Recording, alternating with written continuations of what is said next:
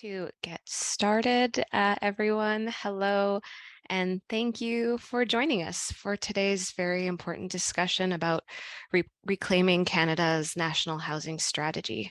Before we dive in, I think it is also essential that we acknowledge that this conversation is happening on and this housing is also being built on Indigenous lands, especially because we know that Indigenous peoples continue to bear the brunt of this housing and homelessness crisis. And I think this frankly undermines Canada's commitment to reconciliation. And so something that we should all be keeping top of mind as we do our work in this housing sector. I myself am calling in from the treaty and territory lands of the Mississaugas of the New Credit. And I would like to now pass the mic to knowledge keeper Margaret Jackson, but I'm not sure if Margaret is here. I don't see Margaret just, okay, nope. So I will skip this for now, and I'm going to turn it to our moderator for today's panel, who is Marie-Josée Houle. Marie-Josée is the first ever federal housing advocate for Canada and was appointed just this past February. Her role was created under the National Housing Strategy Act and with the purpose of amplifying the voices of people facing housing need, and she also does a lot to drive forward the human right to housing in Canada. She is a great partner and ally in this work, and I'm sure that she'll have much more to say about this. So without further ado, Marie-Josée, I welcome you to take the floor. Oh, thank you so much, Sarah. And thank you so much, everyone, for joining us today for this really important discussion. Merci d'être à l'écoute aujourd'hui pour cette discussion très importante. Chimigwich. Je suis très heureuse d'avoir l'occasion de m'adresser à vous quelques jours avant la journée que l'on appelle actuellement la Journée nationale du logement. Mais je préfère penser que c'est la Journée nationale du droit au logement, car le logement est un droit humain pour tout le monde au Canada. Je suis ici en tant que défenseur fédéral du logement, mais avant tout, je suis ici en tant que personne qui a connu la pauvreté, le déplacement, la marginalisation géographique et la précarité du logement. J'aimerais tout d'abord reconnaître le privilège de m'adresser à vous depuis les terres ancestrales et non cédées de la nation Algonquin-Anishinaabe, connue sous le nom colonial d'Ottawa. Comme il s'agit d'un événement virtuel, je tiens également à reconnaître les territoires ancestraux des Premières Nations, des Inuits et des Métis de partout au pays. Cette reconnaissance du territoire est un engagement envers la relation que nous partageons et construisons avec les peuples autochtones, une relation basée sur l'amitié, la paix, le respect mutuel et la réconciliation. Et en prononçant ces mots, je suis aussi pleinement consciente de l'incapacité des gouvernements successifs et du peuple canadien à honorer leur engagement passé. Nous devons gagner la confiance des peuples autochtones par nos actions. Et la crise du logement et de l'itinérance au Canada nous rappelle l'impact de nos échecs et nous montre tout le chemin qui nous reste à parcourir pour remplir nos obligations. Au Canada, nous devons reconnaître que la crise du logement couvre depuis que le gouvernement fédéral s'est désengagé du logement social dans les années 90. Et lors de mon voyage en Colombie-Britannique cet été et ma visite le mois dernier au Nunavut et au Nunavut, j'ai rencontré et entendu les personnes qui en sont le plus gros de la crise. En 2017, le gouvernement fédéral a reconnu la nécessité de rétablir son engagement. Il a élaboré la stratégie nationale sur le logement qui constitue le programme phare du Canada pour résoudre la crise du logement. Et en 2019, le gouvernement fédéral a adopté la loi sur la stratégie nationale sur le logement. Cette loi reconnaît le logement comme un droit humain fondamental et engage à nouveau le gouvernement à réaliser ce droit pour tous.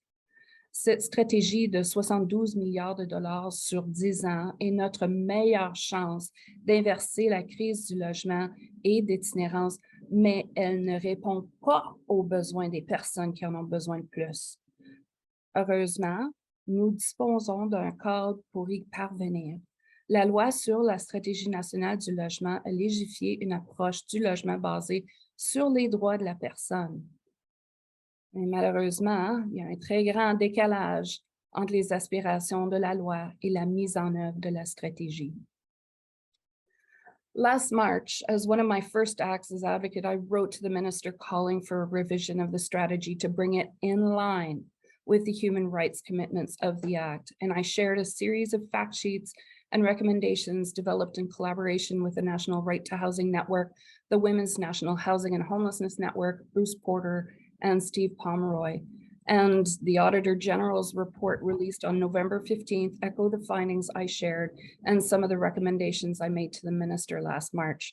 For example, I told the minister that there is a need for stronger federal leadership and coordination to deliver on the goals of the strategy. And I recommended that national housing strategy programs must be purpose-built to address the needs of people experiencing inadequate housing and homelessness and ensure that they show measurable results for people most in need. I highlighted that the national housing strategy must prioritize the development and acquisition of housing supply that is truly affordable and provides community value on a permanent basis. And I also urged that there was a need for strategies that were for Indigenous, by Indigenous, to deliver better housing for Indigenous people, no matter where they live. It's not enough to pay lip service to a human rights-based approach to housing. We need accountability and we need action. We need it now. To date, the response from the government has been disappointing. The response has been focused on outputs and budget lines. We need to hear the government use the language of the right to adequate housing, and we need to start truly implementing a human rights-based approach to housing policies and programs. Today, we're going to have a panel discussion to examine some of the areas where the strategy is falling short and what can be done. We want to talk about a course correction to ensure people in need of adequate housing get the maximum benefit from the National Housing Strategies programs.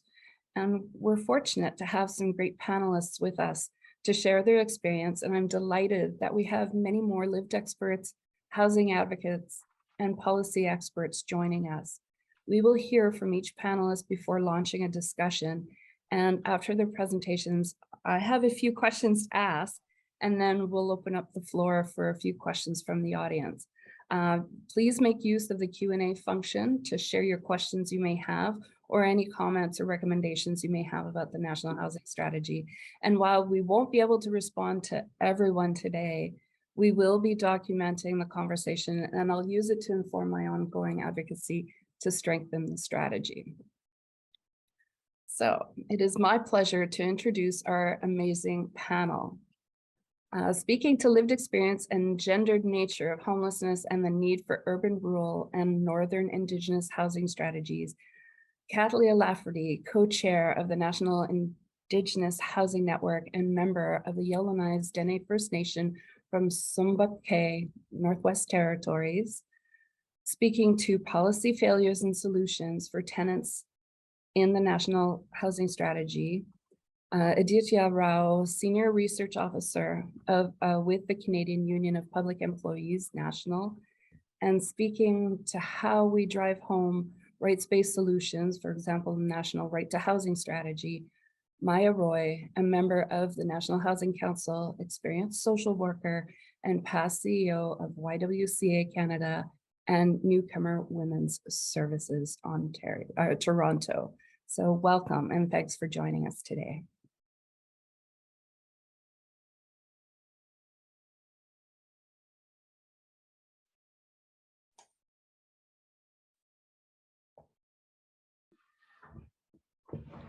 Oui. Marie-Josée, we've now been joined by Elder Margaret Jackson. So perhaps we could, before we turn to the panel, you could invite her to say a few words of welcome and introduction before the panel begins. Great, thank you. Thank you so much, Elder Jackson, for joining us today. It is an honor to have you, and I'm always frustrated by the fact that we have to meet virtually, and if we were to meet in person, and I look forward to that day, that I would be able to present you with the traditional tobacco pouch as a token of my sincere appreciation of you being able to be with us today. I leave you the floor. Bonjour, Rani. Can you hear me well? Okay, Yes. I'm sorry couldn't get on earlier, but I live in the bush, so it gets very questionable about this technology. But I did offer a smudge this morning. For those of you that don't know smudge, it's a First Nations blessing with tobacco. I lit it, and I was thinking of all the people that are homeless. Here in Canada, homelessness is prevalent, and also all over the world. The Ukrainians are having a hard time right now with homelessness, homes being destroyed. And somehow I almost think that we are lucky here. Even homeless, we do have resources. But we pray for them. We pray for all of us, human beings, to be good to one another, to help each other, and to be thankful for what we have. Okay, miigwech. Thank you so much. Kathleen, can we invite you to speak now? Yes, hello. Thank you so much for having me. Thank you, Marie, for the introduction, and thank you, Margaret, for the opening prayer. So I'm just going to jump right into the slides. My name is Kathleen Lafferty. I am Dene from Yellowknife Northwest Territories, grew up there, was raised by my grandmother. I was raised in housing, so I have lived experience of being in housing and living pretty much in poverty, growing up for a majority of my life, not really having a bed to sleep on. And then going from that to living or working within the housing system, working for my First Nation as the chair of our housing committee, and then seeing the devastation that housing has caused in our communities, and now working at a national level, seeing that it's not only happening in our community, but it's happening everywhere. So if you can just turn to the first slide that I'd submitted.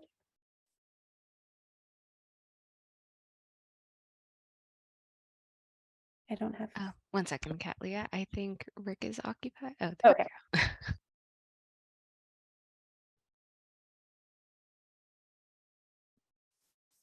Okay, so imagine getting up in the morning and going and washing your face and brushing your hair in that washroom.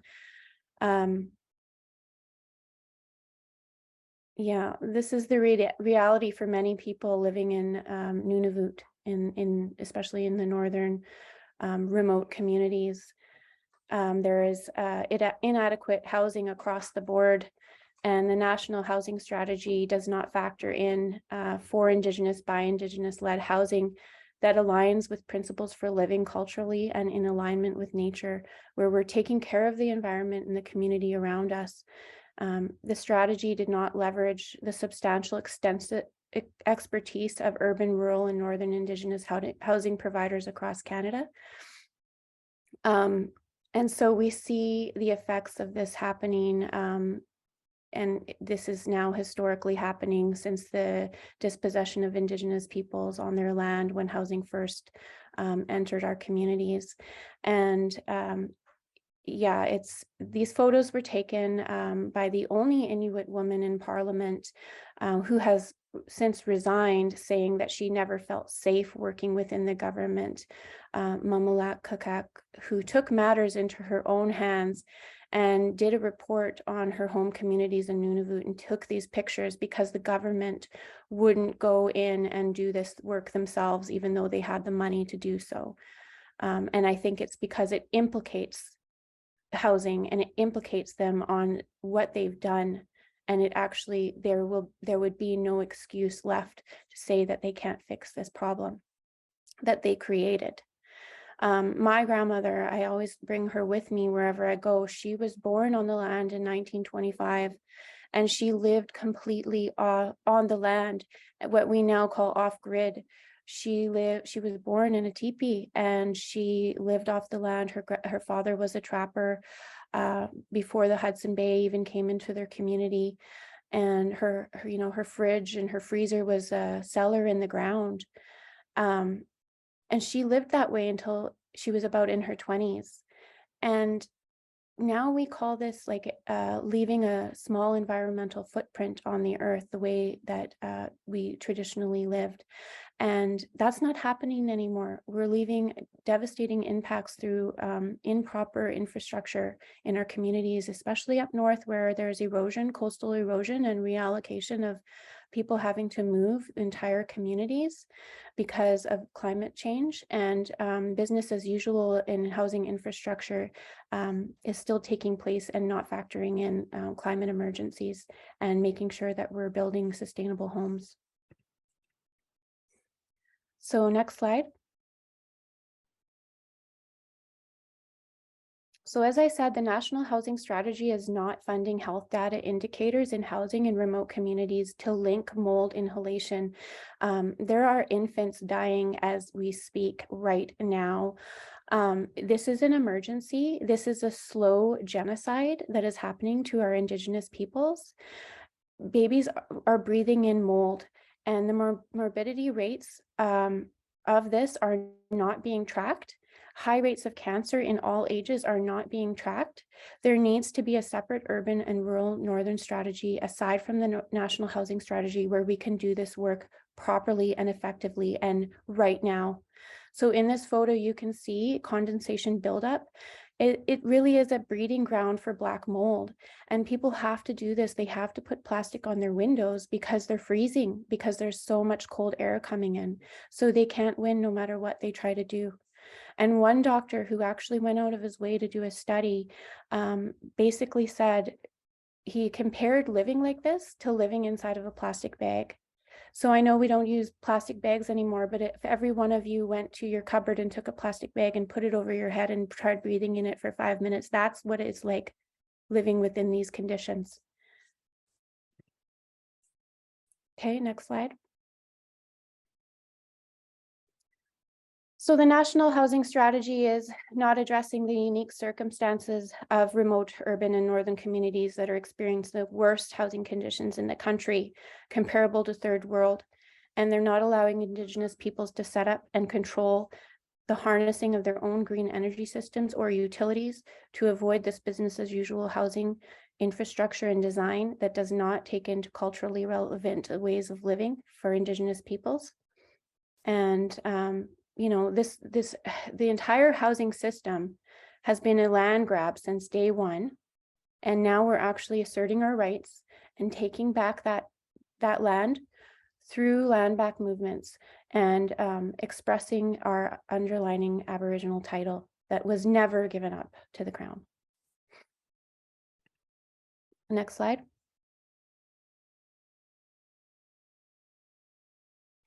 So imagine waking up in this bed. It is horrendous. It is inhumane. It is a direct violation on human rights to live like this, to have the government make these houses and then let it get to this point. So as you know, I'm sure fires on reserve are something that happens quite often. And this is a hazard. This is a fire hazard. You see where the electrical outlet is. And do you know how long it takes for fire trucks to get to reserves? By the time they get there, the houses are burnt down, and often people inside of the houses are burnt down with the house. Whole families are dying. These archaic policies also that they're putting in place within housing systems have got to go. They do not allow us to have pets, even though we, for so long, we had dogs. Dogs are important to us, in my community anyway. You know, we have families stay with us all the time. Family helps each other. We have roles to play in family. And what housing has done is segregate all of us. It's put the old people in old folks' homes. It's taken the parents and made them have to work every day, slave away. And then the children aren't taken care of, and they're not learning their language. And it's just this domino effect. You know, families can't even stay with us for a certain amount of time, or else the housing is going to report it and say that the rent's going to be raised. So we're scared to even have our family come stay with us, or they call it overcrowding. But it's not overcrowding because we never designed these houses to be this way. And so, you know, we're not even allowed to run our own businesses. We're not even allowed to get out of poverty, even if we wanted to, because the second we start making money, the rent gets raised. We have to report our income regularly. We have to show our bank statements, which is an intrusion on our privacy. There's inflation of arrears. So if we can't pay our arrears, it just goes up. People are dying in debt and passing that debt on to their children, even though it's not even their own home. Not to mention that the power corporation is hand in hand with the housing corp because they're turning people's power off when they can't pay. And that is also illegal, but it is happening. And people can't fight back because it is a David and Goliath situation. It's the government against one person, a small voice. So the list goes on. And as I had said, this is a direct dispossession of Indigenous lands where the government has essentially just tricked people into thinking that housing was going to be something that they would own and control. And now it has been reverted back into the hands of the government. So next slide.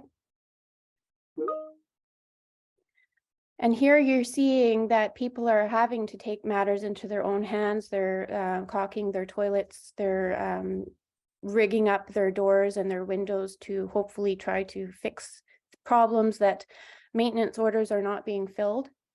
There's no capacity in communities to do this work. There's wait lists upon wait lists for people to get maintenance orders filled. And, you know, even if you do fix it, it's putting a Band-Aid over a broken bone. You can't fix something that is so severely broken. It has to be done properly in the first place and never to get to this point. And again, this is the government, this is a direct result of the government being in charge of the lives of Northern Indigenous peoples. And I haven't even gotten to the fact that we are on years and years and years, lifetimes of boiled water advisories in many, many Indigenous Northern and urban remote communities. I won't even go into that subject because that is all tied into it as well. So Indian Act bands often don't have enough resources, although the government is giving money to the Indian Act bands to address these problems. It's not enough because the Indian Act bands' hands are tied by CMHC. They can't make their own policies. And so they can't help their own people and they're people who are, not only they're people that are living in community, but they can't even help the ones that are out in the cities and homeless. So that is why nonprofit Indigenous-led organizations are the ones who should do this work and lead this work. And then it takes away from the political aspect as well. Next slide. My cousin recently sent me this picture. This is an apartment building, a public market house, market rental, owned by Northern Property Right in the Northwest Territories, who owns the monopoly of market rentals and charges above and beyond what they are worth living in. I actually used to live in this apartment building, number 408, with my grandmother. And this has been slashed with a knife. There is no security and there is no safety within these living situations. There is major mental health. We have a major mental health crisis on our hands that is also a direct result of inadequate housing. And it also plays into the MMIWG. Next slide. So imagine waking up to something like this biting you. This picture was also recently sent to me by my cousin who had bed bugs and had to throw her bed out the window because she was so fed up. This is something that regularly occurs, bug and mice infestations. And I doubt that anyone in this chat today has ever had to sleep night after night with bed bugs. I would like to see you try. Next slide. This is a photo that my mother took of her apartment unit that she lived in before being kicked out, forcefully kicked out by the sheriff She is an elderly, disabled woman living and paying rent to live in a black mold infested apartment building, and then being kicked out because she didn't pay the rent, because she couldn't pay the rent. So she took this picture before she left. She ripped this off the wall and took the picture to show the evidence of this is what's happening. And guess what? The people that bought this building are a non-Indigenous, nonprofit organization that turned the building around to be a transitional youth shelter. Now they're bringing babies to live in this situation, and they've put lipstick on a pig. They've put a dirty Band-Aid on a wound, and people are living in this now, and they never fixed it up. They just put a little bit of paint on the wall. So as you can see, there are many, many, many problems, and housing first programs, good and all, they work for some people, but they are isolating. People want to be in community. You would have to pay me to live in these situations. Okay, people should be paid to have to live in these situations. This is a human rights situation, and our rights are being infringed on every single day. And then you wonder why we fall into the highest suicide rates across the country, why we fall into the lowest education rates across the country, why we have the highest incarceration rates, the most dependent on government handouts, because we're forced to live this way and put aside and hidden and not allowed to hunt, trap, gather, fish, do any of our cultural lifestyles that we used to do. No one can function in any corner of their life without a proper foundation underneath their feet and a healthy start to living. They can't function. Nobody can function living like this. So how do you expect them to function when they walk out their front door? How do you expect them to go to school and actually pay attention and learn? How do you expect them to have any self-worth? So now the National Housing Strategy mentions the word Indigenous one time. One time in the entire act, it mentions the word Indigenous one time, even though we're the ones that are most impacted by inadequate housing across the country. And then it says, well, the one way it is mentioned is it mentions that Indigenous Service Canada is going to be in charge of these conditions. But guess what? The Minister of Indigenous Services Canada isn't even Indigenous. So how the heck are they supposed to even know? We cannot achieve a national urban and northern Indigenous housing strategy without lived experience and fully Indigenous-led implemented housing solutions over the short and long term for our future, which meets the needs, the housing needs of that are currently happening. So, you know, we are in a position to do this work as Indigenous peoples, but we don't need the government to tell us. We don't need their control or their colonial patriarchy to tell us how to do this. We can design our own strategies. We can control and maintain our own strategies, and we can fix the problem because we know how to fix it. People that don't live within this don't know how to fix it because they don't even know. And until you know and until you feel it, you can't. That's why it's up to us to do it. And it's not that we want to. You know, this problem has been put on us, but now we have to. And we're willing to do that collectively, with or without Indian Act band elected councils there, but we would like to have their support, of course. And we do, most of us. But anyway, that's it for me. So thank you. Thank you so much, Catalia. I would like to invite our next speaker, Adi. The floor is yours. Merci, merci Marie-Josée et un grand merci à Catalia qui nous a raconté une histoire tellement importante. Ta présentation est vraiment un appel à l'action. On a beaucoup de travail à faire et ça vient tout juste de commencer. Merci encore, Catalia. Alors, je vous remercie au Réseau national du droit du logement et au Bureau de la défenseure fédérale du logement de me donner l'occasion de m'adresser à vous aujourd'hui du territoire non cédé des peuples algonquins et Anishinaabe. Je me sens vraiment honoré de pouvoir partager la scène avec des panélistes aussi distingués. Je m'appelle Aditya Rao et je suis chercheur principal au syndicat canadien de la fonction publique, qui représente environ 715 000 travailleurs dans tout le pays, y compris les travailleurs du secteur du logement et de l'itinérance. J'aimerais commencer par dire qu'aujourd'hui est un jour particulièrement important pour avoir cette conversation.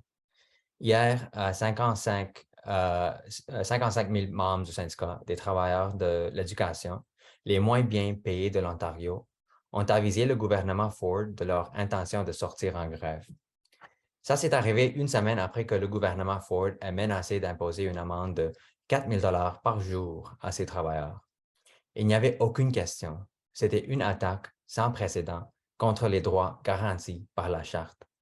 Pour ce faire, ils ont invoqué la clause dérogatoire, ce qui remet en question qu'est-ce que c'est le but d'une charte des droits si un gouvernement peut simplement choisir de l'ignorer. 4 000 $ par travailleur et par jour. C'est 4 000 $ par jour pour les travailleurs qui gagnent moins de 40 000 $ par année. Le gouvernement Ford était prêt à pousser ses membres de notre communauté encore plus loin dans la pauvreté. Et dans un contexte de hausse des coûts du logement, ils risquent davantage, dans certains cas, de devenir des sans-abri. The reason I'm opening with this story is because it is so important to understand that all our struggles are linked. We cannot protect the right to housing if we pay poverty-level wages such that people can't pay their rents, can't pay their mortgages. What the Ford government's actions show is that the fight for human rights is not just a generational one, but a constant one. Every victory won is always at risk of being lost again, and that includes the right to housing. Many of you here today are the reason why we have the National Housing Strategy, and why we even have a legislated right to housing at the federal level in Canada in the first place. Make no mistake, you are the reason why we can all gather here today to ask the question, how do we strengthen the right to housing rather than how do we win the right to housing? Whether you're a member of civil society or government on this call today, you made this happen. Indigenous communities, public servants, religious organizations, shelters, academics, advocates, people who are homeless. You are the reason why we now have an office of the Federal Housing Advocate. So we are at a historic moment for the realization of the right to housing in Canada. The right exists in law, but not just that. The political will to make large investments in housing is also there, the National Housing Strategy. But we have a problem. The problem, very simply, is that we have a national housing strategy, but not a national right to housing strategy. And what do I mean by this?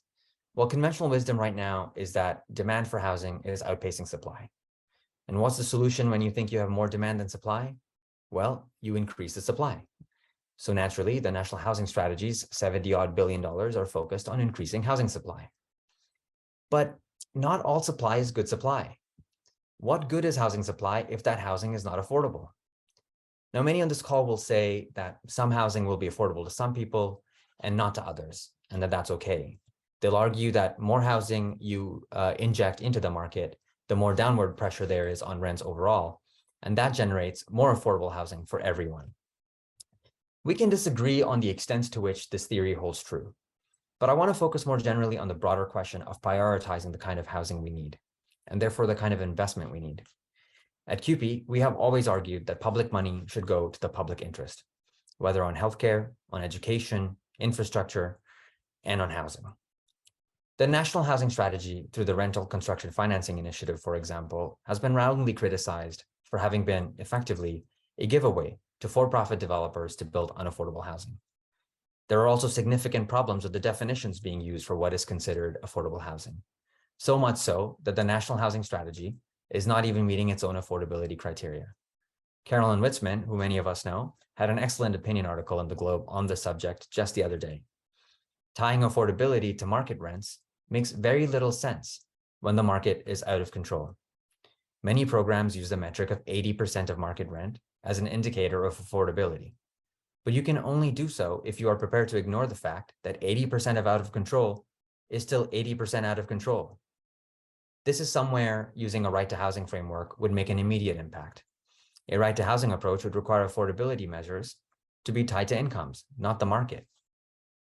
The problem is that the default public policy position that governments are used to taking for decades now is that the housing crisis needs market-based solutions. In New Brunswick, where I lived for 2 years and helped start the New Brunswick Coalition for Tenants' Rights, the provincial government sleepwalked into a housing crisis. While things were bad elsewhere already, the affordability crisis really skyrocketed in New Brunswick only in the last few years. We started the coalition at a time when landlords were extremely comfortable in the province. With virtually no organized opposition, they did whatever they wanted. So much so that when one landlord increased rents on a Fredericton senior by 50%, that's 50%, the landlord was surprised that there was public opposition. The landlord was so surprised that he asked to go on the radio to defend his decision to increase that woman's rent from $800 a month to $1,200 a month. Bear with me for a second while I share an audio clip with you. And I just received a note that I'm speaking too fast. I do apologize.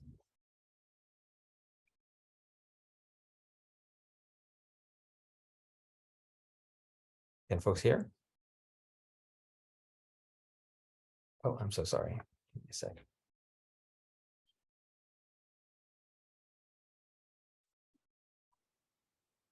Bernadette McGeorge is facing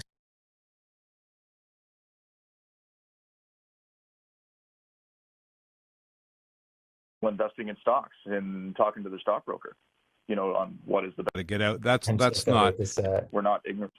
there you go. However, this is a business, and operating a property is a business, and we have to look out for what's best for our owners, and our owners really rely on us to give them the best advice possible.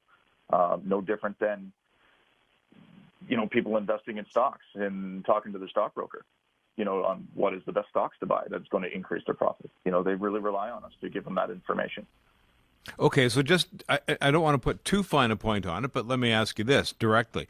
So if you raise the rents and those people leave, you are then able to bring in tenants who will pay the higher rents. Yeah, otherwise we wouldn't be, if we didn't feel comfortable enough, the fact that the units, it doesn't matter if it's Glacier we're talking about or anywhere. If we didn't feel comfortable enough that those units would not re-rent at that particular price, we would not be raising it there. Like, again, we're here. It's a business. We have to operate it as such, and it doesn't matter if you're renting apartments or if you're selling apples. Okay. So there you have it, folks. It's just like buying or selling apples. Speculative and predatory real estate investors are buying up affordable housing stock to turn them into high-income generating assets at an incredible rate. So much so that there is a growing consensus that the biggest threat to affordable housing is really the financialization of housing. That is to say, the treatment of housing as a commodity that can be bought and sold to make a quick buck, paying no regard to the right to housing. The strategy of repositioning, for example, in which corporate landlords find ways to take units in an existing portfolio and move them up to a higher end for the sole purpose of extracting higher rents. They do this by doing things like rent evictions, or by using rent increases to force evictions and get tenants who can pay more. And I should note here that some consider this a normal feature of the rental market, this idea of charging rents as much as the market can bear. But housing is a basic need. People will even choose to go hungry and sacrifice on medications rather than lose their home. You likely all heard the tragic story that was reported this week about a man named Amir Farsood from St. Catharines living with disabilities. His home is being sold by his landlord, so he applied for medical assistance in dying rather than face the prospect of becoming homeless. But this is simply considered a good business model for profit maximization, not a state failure to prevent rights violation. On the other hand, there are already proven solutions to the housing crisis. Nonprofit and cooperative housing. These kinds of housing units provide long-term guaranteed affordability. The Cooperative Housing Federation of Canada just released a report last week that lays out this evidence. Even the units that are market units in cooperatives are as low as around 60% of the market rate in the local area. That's because there is no budget line for profits and dividends to be paid to shareholders and communities elsewhere. When confronted with the two options, the public policy choice should be clear. The historic investments in the National Housing Strategy cannot be allowed to exacerbate the very problem it is trying to solve. This means using public money in the public interest by prioritizing nonprofit and cooperative housing. This means creating an acquisition fund so that communities can buy buildings that are up for sale and turn them into nonprofit and cooperative housing communities. This means creating national guidelines for provinces on minimum standards for tenant protections and using the same approach in housing as the one we use for healthcare, using federal spending powers to require provincial legislative compliance so that it doesn't matter where you live in Canada, you will always be guaranteed some basic protections. The funds attached to the National Housing Strategy are exactly the kind of federal transfer that must be leveraged to require stronger protections across the country. It's not enough to legislate the right to housing federally, the right to adequate housing federally, if you can have wildly different experiences with your housing situation, depending on where you live in Canada. So to conclude, many people believe that this is a very complex issue and requires very complex solutions, not just complex solutions, but innovative solutions. But I think we have a bit of an unhealthy obsession with innovation right now. We're so blinded by the pursuit of shiny new ideas that it has us looking for innovative solutions to problems that already have solutions. We need to fundamentally rethink public policy on housing and government. Until we acknowledge that profits are the problem, we will continue to shovel public money into the grateful and outstretched hands of private profiteers. The thing is that we're counting on the market to fix a problem that the market created in the first place. It's a bit like funding the arsonists as part of a national firefighting strategy. Large for-profit developers, investors, and corporate landlords, they have no interest in affordability. They have a legal obligation to maximize returns for their investors. Tenant exploitation is the business model. So the rallying cry to put profits before people is not just rhetoric here. It is a call for sensible public policy, because relying on the benevolence of profit-seeking companies to deliver affordable housing is a fool's errand. Thank you very much. Thank you so much. Maya, you now have the floor. Good morning and good afternoon. Thank you so much for inviting me and allowing me to be a part of this event, and especially hearing from Katlia and Adi.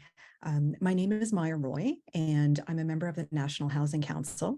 I'm also the chair of the National Housing Council's working group on improving the National Housing Strategy.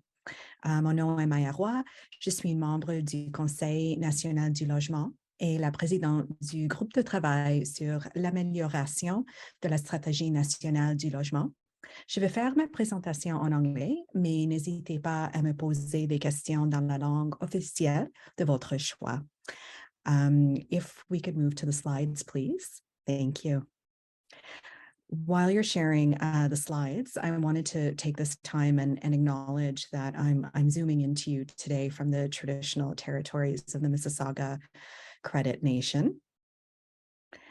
And I think, you know, Katlia, as you were sharing just those images, those very sobering and real images, I think what I'm really sitting with is as a settler and a guest on this land, you know, what are my responsibilities? What are my responsibilities according to pre-existing treaties? And also acknowledging that there's significant unceded territory across Turtle Island. And based on those reflections, and thank you again for sharing those teachings, how do I also put that into practice in terms of my own work? What I'll be doing today over the next 9 minutes is sharing with you some of the findings based on some of the research that the National Housing Council has been doing. But when we move into the panel discussion and the Q&A, really interested in speaking with you around what do solutions look like and how do we unpack a lot of the systemic harm that we're seeing during this affordability crisis that the previous speakers and my colleagues outlined. So as you may know, in July 2019, the National Housing Strategy Act established the National Housing Council. And really our job is to really tap into the diverse expertise of people with lived experience across the country. This includes lived experience of both homelessness and housing need, and also essentially scraping the data, looking at some of the findings and then providing evidence-based advice to the Minister of Housing, Diversity, and Inclusion.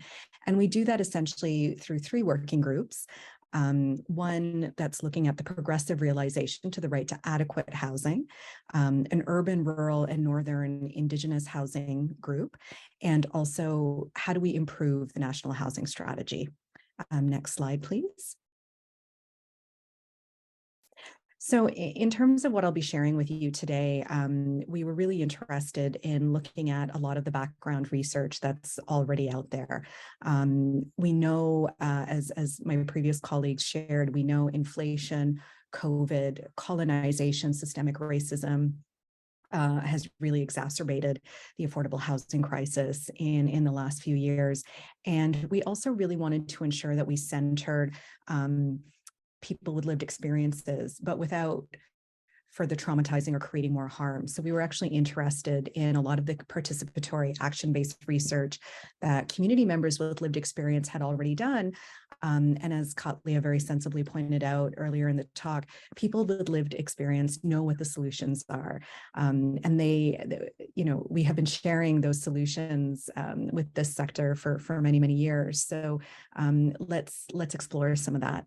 And also, I'll be sharing with you some of the engagement pieces around the human rights-based approach as well, and really having these conversations, such as those of you who very kindly took your time out today to join us, but also with stakeholders across the country. Next slide, please. So I think when we're talking about national housing, and really appreciated the earlier comments around just not only importance of centering the needs of those experiencing systemic oppression, but also looking at the cross movement organizing. So we know that the National Housing Strategy Act has very much recognized that housing is a fundamental human right. This is affirmed both in the legislation, but also in international law. And really ultimately under the National Housing Strategy Act, it's essentially the policy of the government of Canada to progressively realize this right to adequate housing. So essentially it's the government in this situation that's the duty bearer. So I would agree with Addie, it's so amazing, all of the civic engagement, rights-based organizations, people with lived experience, who essentially came together to pull together the act. But now it's about execution. Now it's about actually doing the work. And so at the National Housing Council, we were also really interested in looking at what are many of the other reports and inquiries that have talked about affordable housing and deep affordability. Katlia, you had mentioned the legislation only mentions Indigenous one time. I really need to sit with that. That's really, really problematic. And especially when I look at the recommendations of the inquiry to end Indigenous violence against missing and murdered Indigenous women and girls, those recommendations mention affordable housing over 50 times. So when we're looking at the intersections, we didn't want to re-traumatize communities by forcing community members to have to tell the same story over and over again. So really leaning on other inquiries, as some of the reports that you see listed in the slide was also really key for us to sort of start to think about solutions and also to look at the data. Next slide, please. One of the pieces, and I think we also heard earlier in an earlier talk, but based on the findings, absolutely we would concur that the supply, the number of units currently being built is just simply not enough. Throw in COVID, supply chain restrictions, shortage of laborers, business models which incentivize rent evictions. We know fundamentally that we cannot build our way out of this crisis. So really, when we're looking at solutions, what are some other solutions that community members with lived experience are telling us? And what is the data telling us around what some of these potential solutions could look like? Next slide, please. Another piece, as I mentioned earlier, it was really important for us to start to think about, how do we unpack what community members with lived experiences have shared over the years? And when we're looking at sort of the 7 elements of affordability, we know whether it's the security of tenure, we also know it's really important for a house to be a home and to have a sense of safety. So part of this progressive realization of rights is also looking at what are community members with lived experience sharing, but leading with empathy, that our policies and anything in our policy toolkit has to get at the nuances around the harm. I think most of us on this call would agree the images and the pictures that Katlia shared with us at the beginning of her talk. One person living in those conditions, one person is too many. So until community members feel safe within and experience an overall sense of well-being, fundamentally, a house cannot become a home. Next slide, please. A very big piece of the work that we've been doing over the past year and a half is also engaging with over 100 stakeholders, whether it's Indigenous-led, nonprofit housing providers, to start to understand some of their concerns and some of the barriers, but also consulting with property development firms, with the nonprofit sector, with coalitions of people living with lived experience.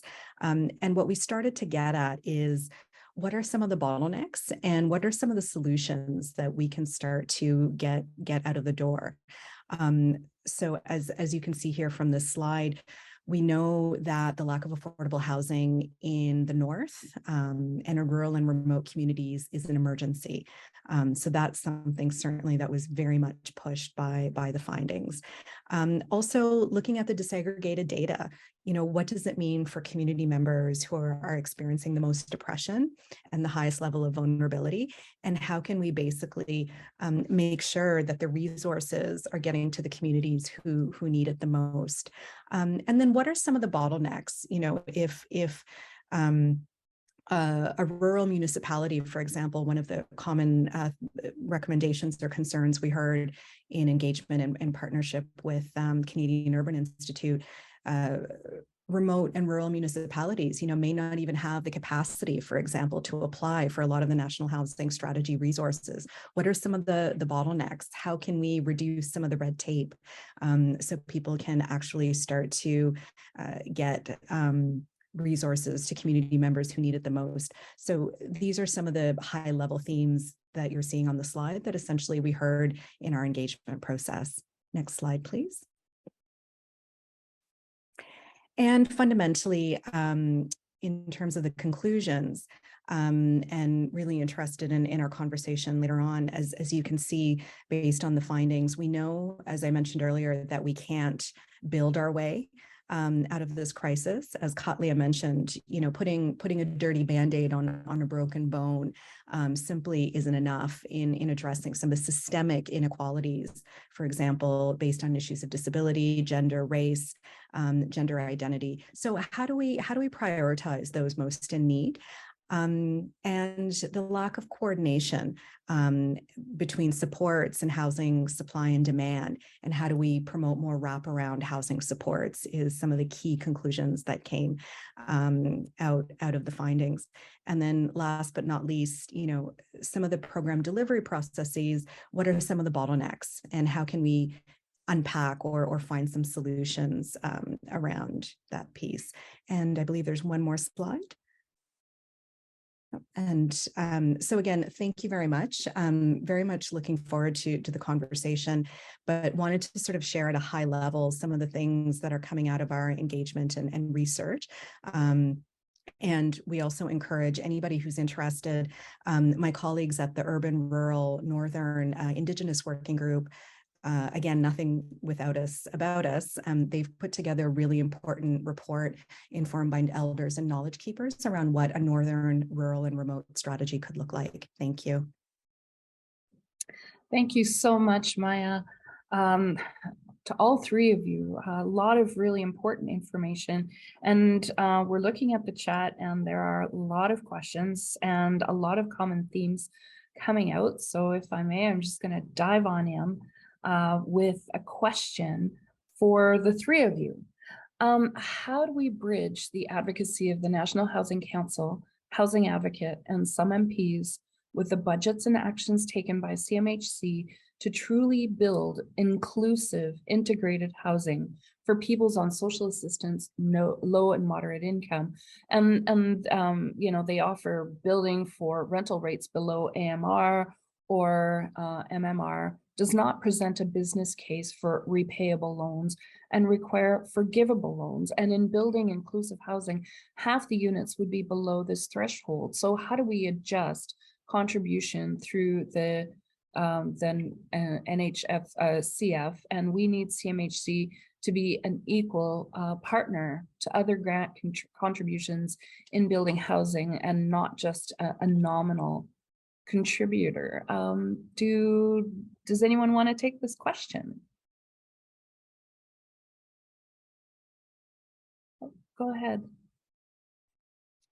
No, thank you. Thank you for that question. And it's something, it's a question we heard frequently from housing providers, from community members while we were doing our engagement across the country. I think just at a high level, I think we need to have some common definitions of what does deep affordability actually mean. Right now, there's 6 different definitions for affordable housing that are floating around. And as we saw from the picture shared earlier, people aren't actually experiencing that. So there was a very interesting report released by the Auditor General yesterday around affordable housing, and actually provided some thoughts and some food for thought around what would it mean to actually have clear key performance indicators to really guide that $70 billion fund of the National Housing Strategy, but also what are some key performance indicators for equity and for equity-seeking communities? Thanks for that. Go ahead, Adi. Thank you, Marie-Josée. I think one of the points I want to make in respect to this question about coordination, and something that Maya just talked about in her presentation as well. The lack of coordination was one of the findings in the research, and there's one very important thing that I think all levels of governments can be doing right now, and that's really literally just meeting. It means being serious about the federal, provincial, territorial, ministerial tables to implement human rights obligations. Now, federal, provincial, and territorial ministers responsible for human rights have only met twice in recent years, in 2017 and in 2020. And the time that they met before 2017 was in 1988, 30 years before 2017. And so it needs to be a priority to have a whole of government approach, where different levels of government are meeting regularly to discuss how international obligations, including, and especially for this conversation, the right to housing, are being implemented. In 2020, when they met, they agreed to formalize the Forum of Ministers on Human Rights, and they said that they would meet every 2 years, but it's 2 years now since that conversation, and I don't believe they've met yet. So certainly one of the most important things our governments could do is just meet regularly and have these conversations, so that there is a coordinated approach to ensuring that we're implementing the right in a meaningful way. Great, thank you so much. And I think that was, the Auditor General's report also pointed to the lack of coordination, even between CMHC and Reaching Home. Katlia, did you have anything to add to that conversation or to that question at all, or any advice? I would just say that, we can really create something where tenants are living passively, so that we don't have any expectations on them to pay rent, where they can live within their means and save for their futures, pay off their loans, pay for an education. And this can be done, and it sounds very extreme, but in order to fix an extreme problem, we need to have extreme solutions. And so one way of doing that is to really incorporate technology into new infrastructures and existing infrastructures. We have the technology now where we can intermittently exchange solar, wind, biomass, and live off grid, where we no longer have to pay utility companies to heat our homes and rely on dirty diesel, expensive dirty diesel. And it's a win-win situation because then we're also tackling the climate emergency. And so I really think that by taking the lead of Indigenous peoples, we already do that work as it is, and we can be the ones to lead the way. You know, here in Coast Salish territory where I live, the big house was the place where families gathered and lived together under one big roof. And not only did they live together, but they practiced their ceremonies and their culture and their laws under those, in that way of living, but that was taken away. So if we can get back to that, I know it sounds almost near impossible, but there's a way to combine tradition and technology and going forward in this housing crisis to ensure that we're putting forth Indigenous groups first, and that we have the right of first refusal when municipalities are determining what land is up for sale and permitting and things like that, that we are the ones that they come to, the Indigenous nations and governments and the Indigenous organizations, to say, hey, do you have the capacity to purchase this land and do what you will with it before we give it up to private developers. Because those private developers, as you know, are only financializing, they're commodifying something and perpetuating poverty, really, and creating ghettos and creating crime. And that's got to stop. They no longer should be able to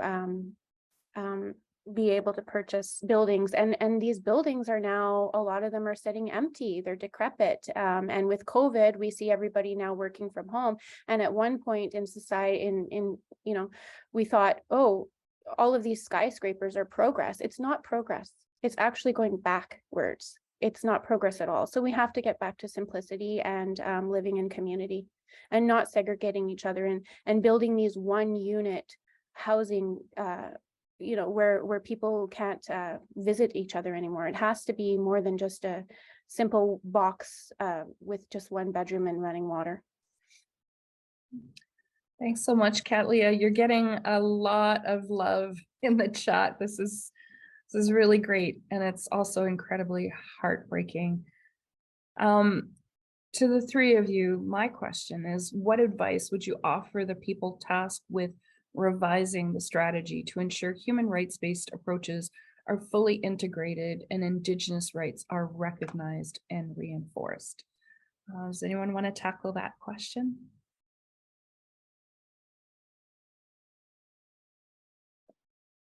Well, I can go again, I guess. Okay, Katlia. I think you can start by educating yourself. You know, you can review our housing claim that we had submitted to the Federal Housing Advocate Office. It's called Homeless on Homelands. And then there's another one called The Crisis Ends With Us. And we've outlined various violations. Another thing is, you know, you can rescind policies if you have the power to do so within your organizations, and push power corporations to the table for negotiations, and just be allies and stand behind Indigenous peoples.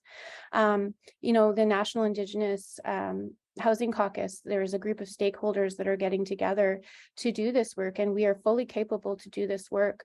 But it's the government that's really standing in the way. And what's happening is women are being evicted from their homes with their children. And then it's causing child apprehensions at an alarming rate that's also not being documented. So, you know, I think just educating yourself, and as much as I appreciate, you know, research and the importance of research and evidence-based work, I think it's all been done already. It's been overly done. It's been, you know, we always say, like, it's just going to sit on a shelf. Like, there's only so much you can do with statistics, and we know what the problem is. Like, if we continue to fund research, we're paying researchers, we're not actually fixing the problem. We need to put this research money into mobilizing this disparate housing situation that we're in, and actually housing people. And Marie, my counterpart, my co-chair at the National Network, said it really brilliantly. She said, you know, even animals know how to create their own shelters. Beavers know how to create their own dams, but we can't even put a roof over people's head who are unsheltered. And I don't even like the word homeless, because we all have a home. The land is our home. We're unsheltered. People are unsheltered. So we have to even look at the way we're talking about housing. I don't like housing. I don't even think I don't like the concept of housing at all, because it's not permanent and it's not home. It doesn't give you autonomy or control over your own self. I don't know if that answers the question, but I'm kind of going on a tangent, so I'll stop. That's great. That's why we're here, right? So thank you so much for that, Kathleen. And very, again, very centering and very grounding and very sobering. Maya, did you want to add to that? Yeah, I would agree with Katlia. I think, in terms of the National Housing Council, we do have a working group. My colleague Sylvia Miracle, who's the chair of the EARN strategy. So they've done incredible work, essentially developing an autonomous Indigenous-led affordable housing strategy. And one of the recommendations that they've made to the minister is the importance of having Indigenous housing providers, leaders, to define a new way to consider housing in Canada, and essentially indicating that it's so important for our Indigenous colleagues to have the autonomy to administer their own policies using a distinctions-based approach. I think without that, Canada won't be aligned with the United Nations Declaration of Indigenous Peoples. So when we're talking about UNDRIP, but I wanted to sort of rise to the challenge of Katlia's recommendation around how do we educate ourselves and how do we center, because you're absolutely right. All of the recommendations have been made, all of the studies. And so, in terms of whether it's Dr. Jesse Thistle's work around homelessness and his recommendations, but also ensuring that I have copies of the recommendation of the TRC. And whenever we're either pulling together advice or I need to educate myself, sort of going back to those resources and those teachings from those elders and knowledge keepers. But I think it's a continual practice, and it's something I definitely need to always be mindful of. Thank you. Thank you, Maya. Audie? Thank you, Marie-Josée. I suppose I have two suggestions in response to your question. The first one is to folks in government making these decisions. That is, the first one is simply rethinking stakeholder conversations. So I think folks are very quick to jump to calling up big developers, big real estate investment trusts, corporate actors to provide advice on what needs to be done, what their needs are, how to better incentivize market actors, and so on. But that's a little bit like asking the fox how to build a hen house. And so when you're thinking about your stakeholder conversations in government, I would urge you to think about the ulterior motives of the people that you have around the table, and there's only one sector that doesn't have those ulterior motives, and that's the non-market sector. They're not there to make money. They're there to provide housing. They're there to provide affordable, long-lasting, permanently affordable housing. So rethinking who sits around the table, and secondly, understanding that these are binding obligations. There's when I say binding obligations, what I really mean is, we often hear from folks that this is international law. This is not binding. This is soft law. This is just persuasive. But I want you to tell those folks that they're wrong. You should point them to the Supreme Court of Canada decision in Nevson in 2020, where the court said, and I was just trying to pull it up here, that international human rights norms are, and I quote, "the phoenix that rose from the ashes of World War II. Those norms were not meant to be theoretical aspirations or legal luxuries, but moral imperatives, and legal necessities."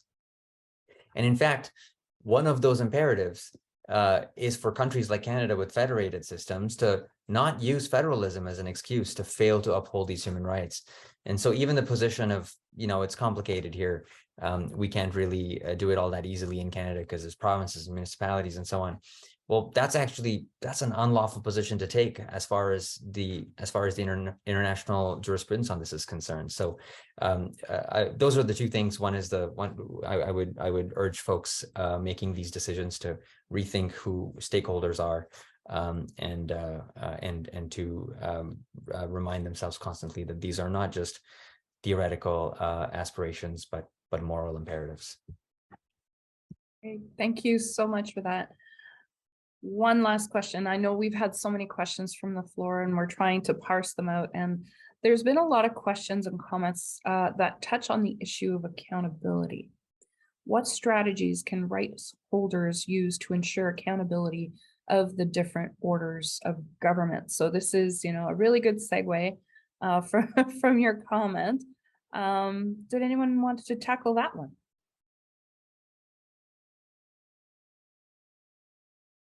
Marie-Josée, could you repeat the question? I'm so sorry, it cut off for me. No, that's okay. So what strategies can rights holders use to ensure accountability of the different orders of government?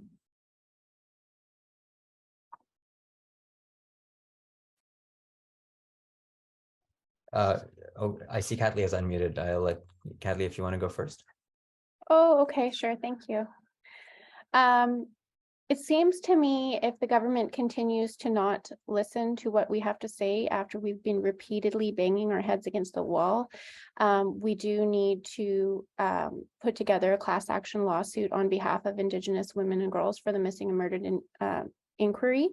And because also too, which I forgot to mention, another huge issue in society is the sex trafficking of Indigenous women and girls, not only in inner cities, but also in small communities.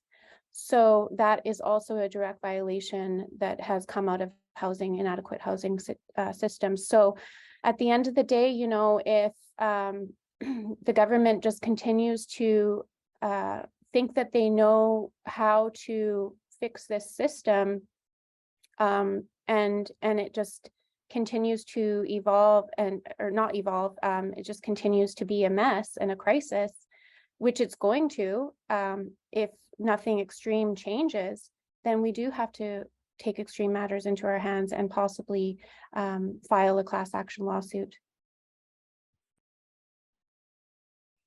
Maya? Yeah, I would agree. I mean, with respect to the National Housing Strategy, that's a $70 billion plus fund of taxpayers' dollars. So all of those mechanisms, but we also have, for example, now under the new legislation, whether it's connecting with your office, Marie-Josée, reaching out to the Secretariat. We also have a review panel process that's going to be really doing a deeper dive around financialization and the systemic harm. But I appreciate the question, but I wanted to push back just a little bit because I would also argue, yes, the government has to be accountable. My worry about if it's just people with lived experience having to always hold the governments accountable, that puts the onus back on communities. And fundamentally, the disaster has already happened or is happening. So I think what I really like to think about in terms of our work at the National Housing Council is how can we be proactive in holding ourselves accountable, but also governments accountable? And how do we, going back to Adi, your really important point around having those nuanced stakeholder conversations, how do we have those preventative conversations as well? Because again, the emergency is here. And even during the engagements, for example, we had frontline housing staff talking about, just in the chat, how many community members, how many tenants had passed away from the opioid crisis just that week. So we this is, as my colleagues today, my panelists are sharing, this is life or death. Absolutely.